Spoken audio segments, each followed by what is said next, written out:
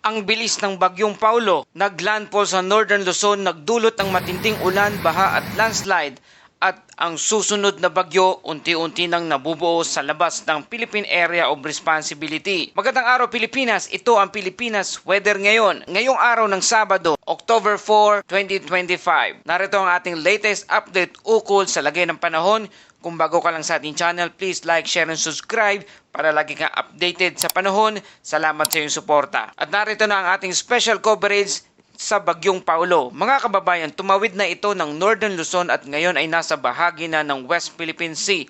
Ngunit kahit palabas na ito ng Philippine Area of Responsibility, hindi ibig sabihin na ligtas na agad ang buong Luzon. Patuloy pa rin ang banta ng matitinding ulan, baha, storm surge at landslide. Bukod pa dyan, may panibagong low pressure area na naman na nagbabadyang maging isang susunod na bagyo at posible itong tawaging Bagyong Kedan. Kaya manatili tayo sa inyong screen dahil ilalatag natin ang kumpletong ulat, analysis at paghahanda dapat gawin para maging ligtas ang bawat pamilya. Mga kababayan, batay sa huling ulat ng Pag-asa, ang lokasyon ng Bagyong Paulo ay nasa 160 kilometers west-northwest ng Bacnotan, La Union o 150 kilometers west-southwest ng Sinait, Ilocos Sur.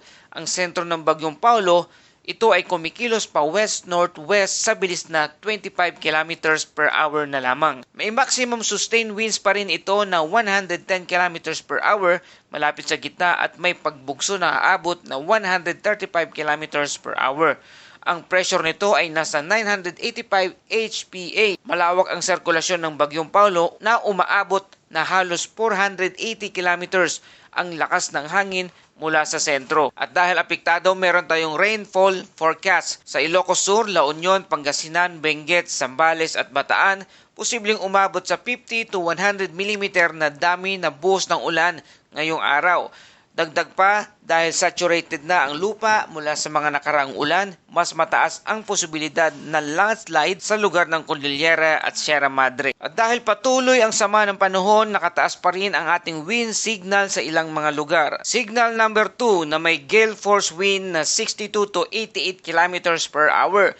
Minor to moderate threat to life and property sa lugar ng Ilocos Sur, western portion of Abrao, northern portion of La Union, northwestern portion of Pangasinan. Signal number 1 naman na merong strong winds 39 to 61 kilometers per hour. Minimal to minor threat to life and property sa lugar ng southern portion of Batanes, Cagayan, including Babuyan Island, Isabela, Quirino, Nueva Vizcaya, Apayao, Kalinga, rest of Abra, Mountain Province, Ifugao, Benguet, Ilocos Norte, rest of La Union, rest of Pangasinan, at kasama na rin dyan ang Aurora, Nueva Ecija, northern portion of Bulacan, Tarlac, northern and central portion of Pampanga, at Zambales. At ang maging Metro Manila ay ramdam din ang malalakas na bugso ng hangin na dala ng Bagyong Paulo. Ayon sa storm surge warning, may isa o 2 metro na posibleng daluyong sa Ilocos Norte, Ilocos Sur, La Union, Pangasinan, Cagayan, Isabela at Aurora. Dagdag pa ang very rough seas na umaabot na 4 hanggang 5 metro sa lugar ng Northern Luzon seaboards. Samantala, narito ang ilang mga video na aktual na nakunan ng ilang mga residente sa mga lugar na dinaanan ng Bagyong Paulo. Sa Dinapegue, Isabela, matinding ulan at hangin kasabay ng paglandfall nito. Sa lugar naman ng Lemery, Batangas, makikita sa larawan ang rumaragasang kulay putik na baha sa barangay Malinis.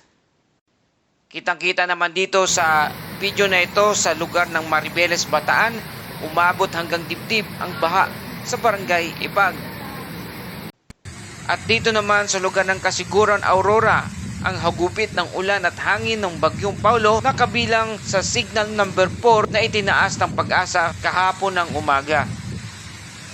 Mga kababayan, kahit palabas na ng bansa ang Bagyong Paulo, hindi pa tapos ang epekto nito. Bakit? Dahil nasa habagat at outer rain bands pa rin tayo. Kaya kahit wala na mismong landfall area, uulan at uulan pa rin sa malalaking bahagi ng Luzon. Kung titignan natin ang forecast model, may posibilidad na mag-re-intensify ang Bagyong Paulo habang nasa West Philippine Sea. At good news ito, mas malayo na siya sa kalupaan. Pero ang habagat na hinihila nito, Yun ang magpapatuloy ng ulan sa Central at Southern Luzon kasama ang Metro Manila. At ito ang twist, mga kababayan, may paparating na namang isang low pressure area na tinatawag nating Invest 94W sa silangan ng extreme Northern Luzon. Ayon sa JMA o Japan Meteorological Agency at iba pang weather models, mataas ang chance nitong maging isang bagyo sa loob at susunod na 48 hours. Kung papasok ito sa ating Philippine Area of Responsibility, tatawagin naman natin itong Bagyong Kidan na posibleng maging isang ikalabing-anim na bagyo ng taong 2025 at magiging ikalawang bagyo naman sa buwan ng Oktubre. Ang tanong dito, susunod kaya ito sa yapak ng Bagyong Paulo at tatama rin sa Northern Luzon o rirekurba papuntang Taiwan? Depende ito sa galaw ng high pressure area sa Japan na siyang nagtutulak ng sistema, kaya't patuloy nating itong babantayan, mga kababayan. Mga kababayan, kung iniisip ninyo na nakahiga na tayo kasi palabas na ang Bagyong Paulo, teka lang, hindi pa ito tapos. Ang ulan kasi kahit wala na yung mismong bagyo, pwedeng magdala pa rin ng baha at landslide, kaya huwag kampante para itong bisita na paalis na pero nag-iwan ng malaking gulo sa bahay. Ganun ang epekto ng habagat. At para sa ating preparedness actions, number 1, evacuation. Kung mataas na tubig sa inyong lugar, huwag hintayin pang tumaas pa, agad na lumikas. Stay informed, sundan ang official bulletin ng Pag-asa at local government units at barangay officials. Avoid travel. Kung hindi importante, huwag munang bumiyahe lalo na sa landslide prone areas.